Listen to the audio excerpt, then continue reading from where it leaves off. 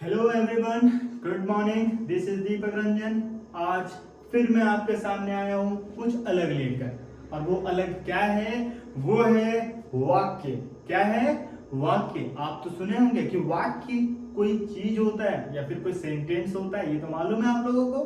तो चलिए, according to the English grammar, what is sentence? क्या?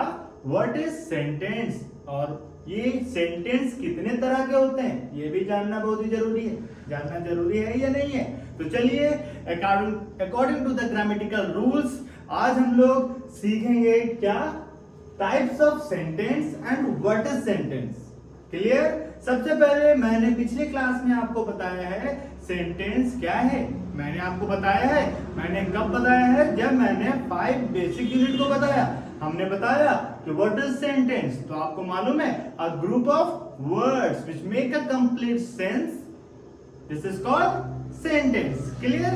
तो आज हम लोग जानेंगे कि ये सेंटेंस जो है वो बेसिकली कितने टाइप्स के होते हैं, मैक्सिमम कितने टाइप्स के होते हैं, या तो 1 या 2 या 4 या 5 या कितने। तो फर्स्ट आप लोगों को मालूम होना चाहिए कि हम लोग जितने भी चीज बोलते हैं वो मैक्सिमम सेंटेंस ही होता है। सेंटेंस इसलिए होता है क्योंकि हम अपनी बातों को किसी को समझाते हैं या फिर कोई हमें समझाता है, क्योंकि जब तक हम कोई चीज को बोले और वो किसी को समझ में ना आए तो वो सेंटेंस नहीं कहलाता है। और अगर हमारा जो कम्युनिकेशन है अगर वो एक दूसरे को समझ में आए तो वो समझिए कि आप प्रॉपर टाइप्स के सेंटेंस का यूज कर रहे हैं। तो चलिए, आज का क्लास सेंटेंस है। क्या है? सेंटेंस। तो सबसे पहले हम लोग जानेंगे टाइप्स ऑफ सेंटेंस। तो basically there are 4 types of sentence. कितने? 4 टाइप्स ऑफ सेंटेंस। ये 4 टाइप्स ऑफ सेंटेंस में कौन कौन आते हैं ये भी जानना बहुत ही जरूरी है। क्लियर? तो फर्स्ट टाइप्स ऑफ सेंटेंस में सबसे पहला सेंटेंस जो आता है वो आता है डिक्लेरेटिव सेंटेंस। क्या आता है? डिक्लेरेटिव सेंटेंस, जिसको नॉर्मल तरीके से असरेटिव सेंटेंस भी लोग बोलते हैं। क्या बोलते हैं? असरेटिव सेंटेंस भी बोलते हैं। तो चलिए, फर्स्ट पॉइंट जो हमने बताया कि there are basically 4 types of sentence. First part जो है वो हमारा है डिक्लेरेटिव सेंटेंस। इसमें क्या होता है? ये सेंटेंस हमें एक स्टेटमेंट बताता है। क्या करता है? स्टेटमेंट बताता है कि लोग क्या कहना चाहते हैं, एक्यूरेट क्या मीनिंग बताना चाहते हैं। बस उस चीज को बताने के लिए जो सेंटेंस बोला जाता है वो होता है हमारा डिक्लेरेटिव सेंटेंस, जो एक स्टेटमेंट को शो करता है। और अधिकतर मतलब मैक्सिमम जो डिक्लेरेटिव सेंटेंस होते हैं उसके एंड में क्या पाया जाता है? फुल स्टॉप लगता है। क्या लगता है? Full stop. बेसिकली आपको एक डेफिनेशन भी जानना जरूरी है, एक छोटा सा परिचय भी जानना जरूरी है कि ये डिक्लेरेटिव सेंटेंस को हम लोगों को या फिर खुद कैसे याद रख सकते हैं। तो नॉर्मल तरीके हमने आपको बताए हैं। फर्स्ट, डिक्लेरेटिव सेंटेंस हमें बताता है स्टेटमेंट को। Basically they tell us something. क्या करता है? ये हमें कुछ बताता है। क्या करता है? हमें कुछ बताता है। They give us information. ये क्या हमें देता है? कुछ जानकारी देता है। And then normally end with full stop. और ये नॉर्मल तरीके में ये फुल स्टॉप लास्ट में एंड करता है। क्लियर है? तो हमें अभी पता चला कि टाइप्स ऑफ सेंटेंस में फर्स्ट पार्ट हमने डिक्लेरेटिव सेंटेंस को ध्यान दिया। किसको ध्यान दिया? डिक्लेरेटिव सेंटेंस को, जिसमें एंड में फुल स्टॉप आता है। बेसिकली आप इसका डेफिनेशन लिखेंगे। क्या लिखेंगे?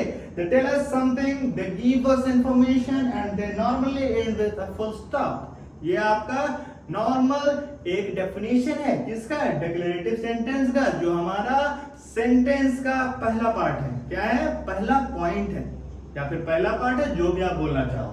फर्स्ट डिक्लेरेटिव सेंटेंस, इसमें कोई डाउट नहीं। तो चलिए आगे बढ़ते हैं। आगे बढ़ने से पहले हम लोग ध्यान देंगे कि डिक्लेरेटिव सेंटेंस में एग्जाम्पल कैसे सेट होते हैं। तो मैक्सिमम इसमें या तो आप नेगेटिव बोलो या तो आप पॉजिटिव बोलो, कोई फर्क नहीं पड़ता, क्योंकि नेगेटिव हो चाहे पॉजिटिव एंड में फुल स्टॉप ही लगता है। जैसे I like coffee, full stop लिखा। जैसे आई डोंट लाइक कॉफी, तो उसमें भी लास्ट में फुल स्टॉप लगा।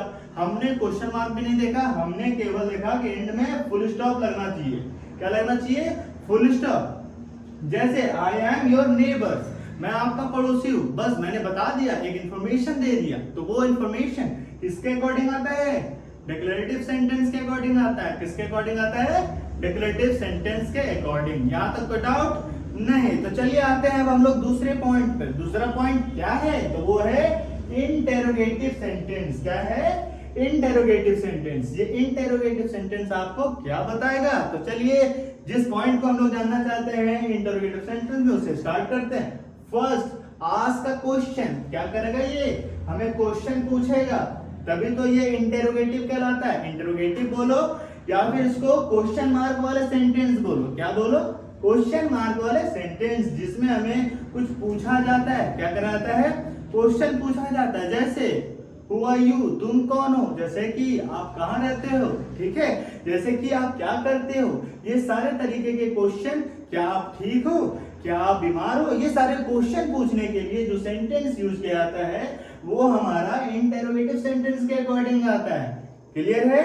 आप इसको नॉर्मल तरीके से डेफिनेशन कैसे बताओगे? तो चलिए सबसे पहले ask a question, they ask us something. या हमसे कुछ भी पूछ सकता है। जैसे आप क्या करते हो, क्या खाते हो, कहाँ रहते हो, ठीक है, आप वहां क्यों जाते हो। बहुत तरीके का क्वेश्चन अभी लोगों के दिमाग में आते हैं। तो फर्स्ट हमें मालूम हो गया, they ask us something, they want information. उसको कुछ जानकारी चाहिए। जैसे कि मैं आपके यहाँ गया, मैंने पूछा कि ये जो मेरे दोस्त हैं उनका घर कहाँ है, क्योंकि मुझे उसका घर नहीं मालूम। तो हमने क्या किया? उससे इंफॉर्मेशन मांगा। या फिर कोई हम ही से मांग ले कि ये इंसान कहाँ रहते हैं, ये इंसान क्या करते हैं। तो लोग क्या करते हैं कि इंटेरोगेटिव सेंटेंस में लोग इंफॉर्मेशन मांगते हैं या फिर पूछते हैं। सीधा सीधा कहना होता है कि क्वेश्चन किसी ना किसी तरीके से करना ही है। तो ये हमारा इंटेरोगेटिव सेंटेंस के अकॉर्डिंग आता है। तो अभी हमने आपको बताया एक सिंपल सा definition, they ask us something and they want information and they always and with a question mark. पता चल गया कि ये जो हमारा इंटरोगेटिव सेंटेंस है वो हमेशा एंड करेगा किससे? एंड होगा हमारा क्वेश्चन मार्क से। किससे होगा? Question mark. हमेशा पता चलेगा एक सेंटेंस में क्वेश्चन मार्क है या नहीं है। अगर नहीं है तो वो क्वेश्चन पूछने वाला सेंटेंस है ही नहीं। यहाँ जिस तरीके से आपको पता चला था डिक्लेरेटिव में कि ये एक छोटा सा इंफॉर्मेशन हमें बताता है या नॉर्मल हमें कुछ बताने का काम करता है, तो उसके एंड में फुल स्टॉप। लेकिन जब आपसे इंटरोगेटिव सेंटेंस किया जाता है, मतलब कि क्वेश्चन पूछा जाता है, तो एंड में हर एक सेंटेंस के एंड में क्या लगेगा? Question mark. आपको मालूम होना चाहिए कि विदाउट क्वेश्चन मार्क सेंटेंस के अकॉर्डिंग इसे क्वेश्चन नहीं जाना जाता, इसीलिए हमें क्वेश्चन मार्क डालना जरूरी है। उसके बाद जैसे कि एग्जाम्पल में हम पूछ सकते हैं कि डू यू लाइक कॉफी? क्या आपको कॉफी पसंद है? या फिर आर यू ओके? क्या तुम ठीक हो? Are you fine? ठीक है। Where are you live? ठीक है, आप कहाँ रहते हो? ये सारे चीज हमने क्वेश्चन पूछने के लिए पूछा। क्या किया? क्वेश्चन। अभी मैंने दो पॉइंट्स को क्लियर किया, first declarative and second interrogative. जो हमारा डिक्लेरेटिव सेंटेंस है वो नॉर्मल स्टेटमेंट हमें शो करता है, जो इंटरोगेटिव सेंटेंस है वो हमें बताता है how to ask a question to anybody. ठीक है, या फिर किसी से भी कैसा क्वेश्चन पूछना चाहो वो पूछ सकते हो इंटरोगेटिव सेंटेंस के अकॉर्डिंग। क्लियर है? तो चलिए तीसरा पॉइंट स्टार्ट करते हैं। जो तीसरा पॉइंट है हमारा वो है इंपेरेटिव सेंटेंस। ये क्या बताएगा? पहला चीज जानना जरूरी है कि ये इंपेरेटिव सेंटेंस है, ये हमें कुछ बताए या ना बताए। चलो ध्यान देते हैं। लिखा हुआ है गिव अ कमांड। क्या लिखा हुआ है? Command and order. क्या लिखा हुआ है? ऑर्डर। आपको मालूम होना चाहिए हम किसी को ऑर्डर देते हैं कि चलो चुपचाप से जाके वहां मेरे लिए कुछ लेकर आओ। ऑर्डर दिया। हमने कभी कभी क्या जाते हैं कि हम कोई रेस्टोरेंट जाते हैं तो हम वहां ऑर्डर देते हैं कि मेरे लिए ये लेके आओ, वो लेके आओ। ठीक है, तो ये क्या होता है? ऑर्डर देना।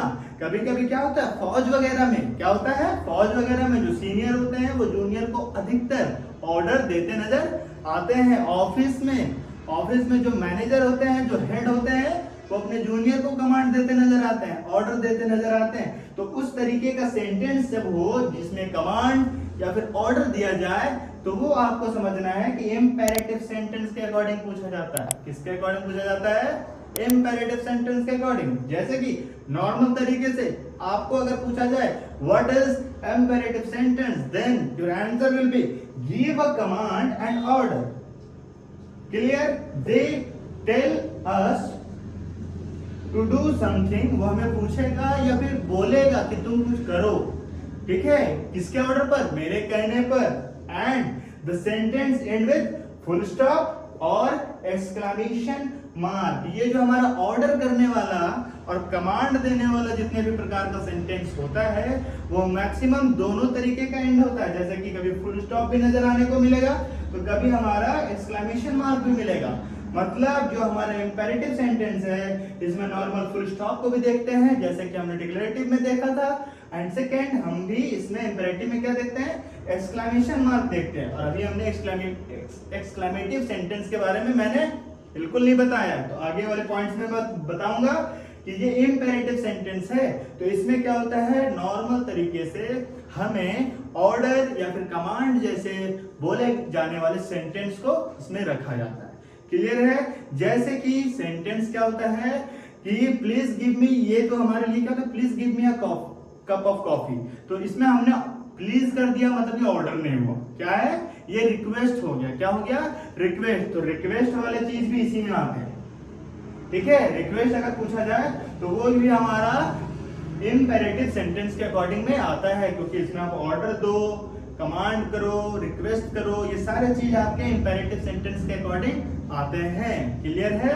चलिए अब आते हैं लास्ट पॉइंट जो आपका टाइप्स ऑफ सेंटेंस के अकॉर्डिंग आया था, वो है लास्ट एक्सक्लेमेटिव सेंटेंस। क्या है, एक्सक्लेमेटिव सेंटेंस। कभी कभी आपको लगता होगा कि ये एक्सक्लेमेटरी ये होता क्या है, एक्सक्लेमेटिव सेंटेंस होता क्या है। तो फर्स्ट पहले आपको जानने की जरूरत है क्या कि ये इसका डेफिनेशन क्या होगा या फिर इसको कैसे लोगों के सामने रखें। तो फर्स्ट जानना चाहिए कि जो एक्सक्लेमेटिव सेंटेंस होता है वो हमें क्या बताएगा। तो पहले express strong emotion, strong feeling and surprise.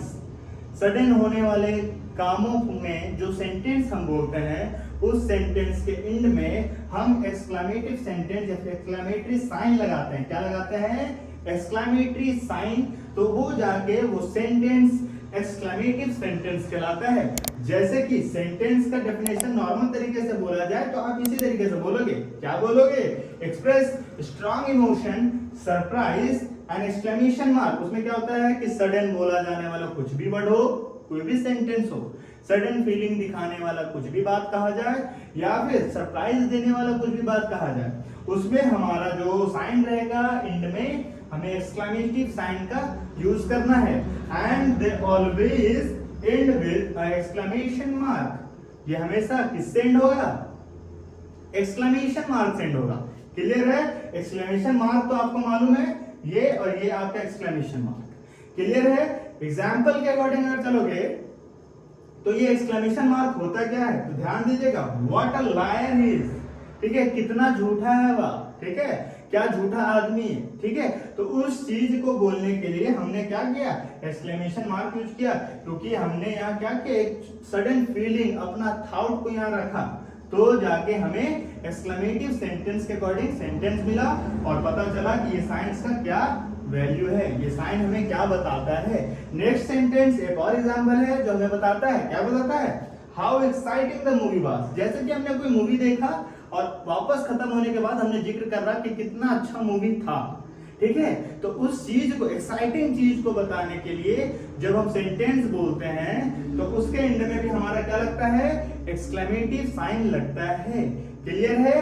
तो अभी का क्लास में आपको मैंने बताया 4 टाइप्स ऑफ सेंटेंस। बेसिकली जो सेंटेंस होते हैं उसको 4 कैटेगरी में बांटा गया है, और भी बांटा गया है, लेकिन नॉर्मल उसमें negative, positive, interrogative negative, question mark में भी नेगेटिव, ये सारे लाए जाते हैं। ठीक है, लेकिन नॉर्मल अगर बोला जाए तो सेंटेंस को 4 काइंड्स में बांटा गया है। वो 4 काइंड्स है आपका declarative sentence, second interrogative sentence, third imperative sentence and fourth exclamative sentence.